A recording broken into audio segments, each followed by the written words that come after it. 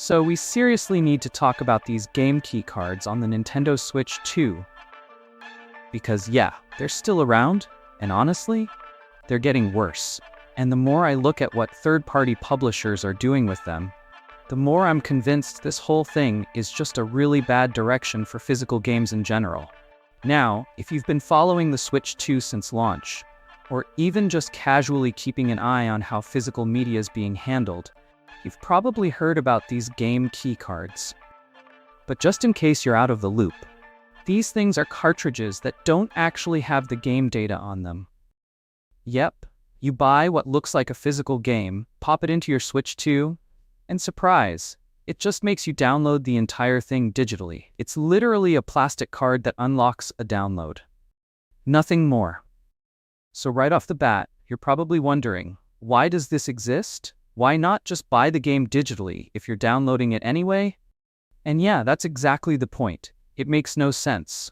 The only benefit is that you can maybe lend it to a friend, but even that's limited. Because once those servers go down, that game key card is just a piece of plastic. You can't play the game anymore. There's no ownership here. No preservation. Nothing. And I think that's what's upsetting a lot of us who care about physical media. For years, Nintendo was kind of seen as one of the last companies still doing it right. Releasing full games on cartridges, giving players something they can actually keep, plug in, and play years down the road, even if the online stuff disappears. But now, we're getting more and more third-party games on these useless little cards. And unfortunately, they're showing no signs of slowing down. So, let's fast forward to the Nintendo Direct Partner Showcase on July 31st. You'd think it would be an exciting showcase for third-party games, right? But for a lot of people, it turned into a frustrating reminder that game key cards are everywhere now. A bunch of the most anticipated titles announced there: Octopath Traveler, Zero, Persona 3 Reload, Dragon Ball Sparking, Zero, Pac-Man World Repack 2 are all releasing as game key cards on Switch 2. And here's the kicker. None of those games are huge in size. We're not talking about 100-gigabyte titles or anything. These games can absolutely fit on standard 64-gigabyte cartridges. So why didn't they? Well, spoiler alert, it's because publishers want to save money. See, 64-gigabyte game cards are more expensive to manufacture than a Blu-ray disc or a smaller capacity card. And rather than eat that cost or bump the price up slightly for physical copies, a lot of these companies are like, you know what? Let's just make it a key card and dump the download onto the player. And don't get me wrong, I totally get that margins matter, especially for publishers that don't sell as many physical units as they used to. But honestly, just charge a little more for the physical version. Let people decide if that ownership is worth the extra $5 or $10. I'd absolutely pay a few dollars more for a cartridge that works without requiring a 20-gigabyte download. Instead, what we're getting is this weird middle ground that gives us the worst of both worlds. You don't really own the game because you have to download it, and you lose the convenience of digital because you still have to carry the stupid card around. So it's like, who is this even for? Here's where it gets kind of insulting, though. Some publishers are actually trying to spin this like they're doing us a favor. For example, NIS America is putting out Trails Beyond the Horizon as a game key card. When people asked them why, their response was something like, "We believe this is the most beneficial option for our customers." Really? Beneficial how? Because from where I'm sitting, game key cards don't benefit anyone except maybe the accounting department.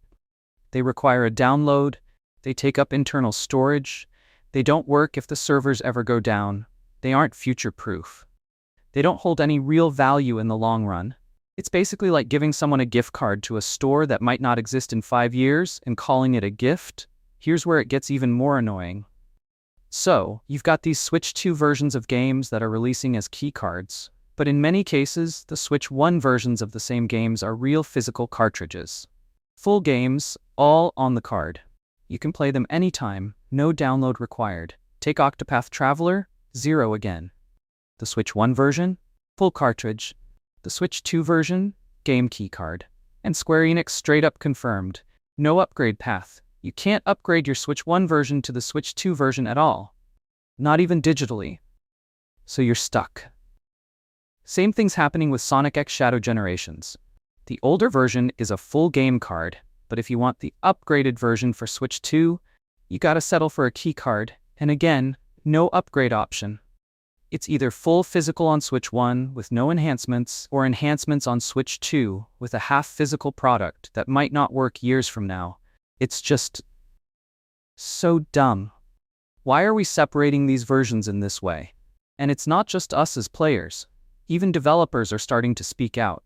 Stephen Kick, the CEO of Night Dive Studios, these are the guys behind a bunch of classic remasters, called it disheartening to see Nintendo support this system. He basically said what we've all been thinking: Nintendo should be the one company that understands game preservation and does everything it can to support it. But clearly that's not the direction they're headed in. Even shareholders brought it up at a recent meeting. And you know what Nintendo said in response? We're working with publishers to support various distribution methods. That's a long-winded way of saying, yeah, we're not doing anything about this. Now, Nintendo has sent out a few surveys asking people how they feel about game keycards. They ask stuff like, does requiring a download affect your decision to buy a game physically? And sure, it's great that they're asking, but will they actually do anything with that data? That's the real question. If the majority of people still buy these keycard games, and the companies make money, nothing's going to change. Because at the end of the day, the average consumer doesn't really know or care what a game keycard is. They just see a box on the shelf and assume it works, which honestly is kind of scary. Because once that awareness disappears and these fake physical releases become the norm, real physical media is gone. And you won't even notice until it's too late. Look, I get it. Digital games are convenient. I buy digital games too. But I still value the ability to own a game, to put it on a shelf, to preserve it, and to play it years later without worrying about a login server, an internet connection, or whether the eShop is still online. Game key cards just throw all of that out the window. They're cheap, they're lazy, and they give us less while pretending to give us more. So if you care about physical media, even a little, please pay attention to what you're buying. Don't assume that every boxed game is actually on the cartridge anymore. Look up whether it's a key card or a full game. And if it's a key card, maybe think twice. That's where I'm at right now. I'm not saying never buy a game key card, but if you do, just know what you're actually getting. Because the future of physical games kinda depends on what we do now. Alright, that's it for today's rant. Let me know in the comments how you feel about this. Are you still buying physical Switch 2 games? Have you run into any of these key card issues already? Or are you just going full digital at this point? As always, if you enjoyed the video, give it a like, hit that subscribe button, and ring the bell for more rants and updates on all things gaming. Appreciate you all for watching, and I'll see you next time.